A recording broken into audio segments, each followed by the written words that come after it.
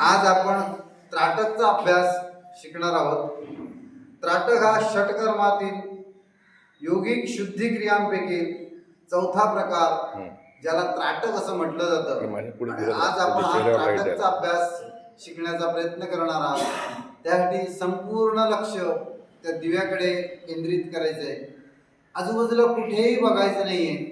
चष्मा वगैरे ज्यांना कोणाला आहे त्यांनी चष्मा आपला बाजूला काढून ठेवायचा आहे पहिल्यांदाच, आणि संपूर्ण लक्ष त्या दिव्याकडे केंद्रित करायचं आहे. नेत्र रोगांसाठी जबरदस्त फायदेशीर असं त्राटकचं ध्यान आणि त्राटकचा अभ्यास, त्याला डोळ्यांची शुद्धिक्रिया असं देखील म्हटलं जात असतं. शूटिंग करतो. त्यामुळे आपण आज हा अभ्यास करणार आहोत. पाठीचा कणा ताठ ठेवायचा आहे. त्राटकच्या प्रकारामध्ये 3 प्रकार येत असतात. एक सूर्य त्राटक, एक बिंदू त्राटक आणि तिसरा म्हणजे ज्योती त्राटक. आणि आज आपण इथं ज्योती त्राटक करणार आहोत. ज्योती त्राटक मध्ये एक टक त्या दिव्याकडे बघण्याचा प्रयत्न करायचा आहे. संपूर्ण लक्ष त्या दिव्याकडे केंद्रित करायचं आहे. ज्योतीच्या बरोबर मध्यभागी नजर ठेवायची आहे. संपूर्ण लक्ष त्या ज्योतीकडे ठेवायचं आहे. डोळ्यांच्या पापण्या लवू द्यायच्या नाही आहेत. डोळ्यांच्या पापण्या न हलवता एक ज्योतीकडे बघत राहा. एक सारखी नजर त्या ज्योतीकडे ठेवायची आहे. आपण आज त्राटकचा अभ्यास करीत आहोत. डोळ्यांच्या पापण्या लवू द्यायच्या नाहीये. एक टक एक नजर ज्योतीकडे.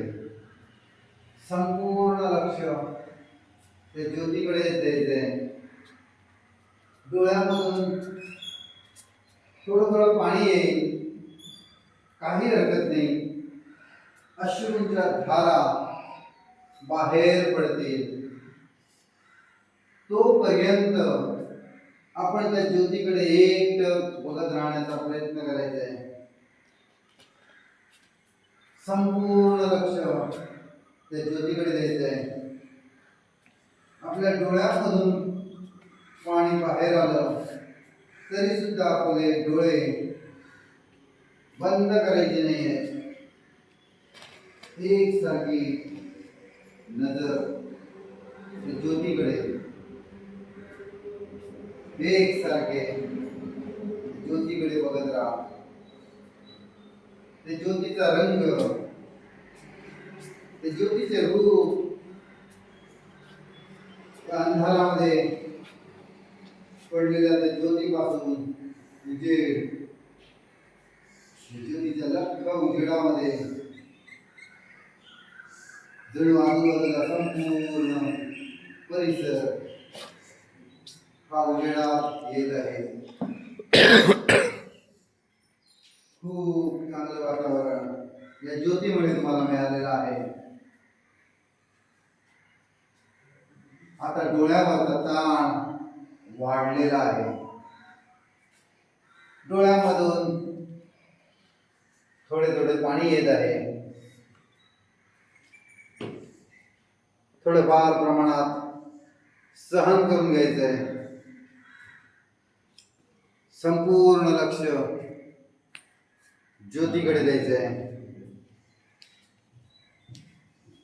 अजूनही काही थोडा वेळ आपण त्याच ज्योतीकडे बघण्याचा प्रयत्न करायचा आहे. आजूबाजूला इतरत्र कुठेही न बघता एक टक एक नजर संपूर्ण ज्योती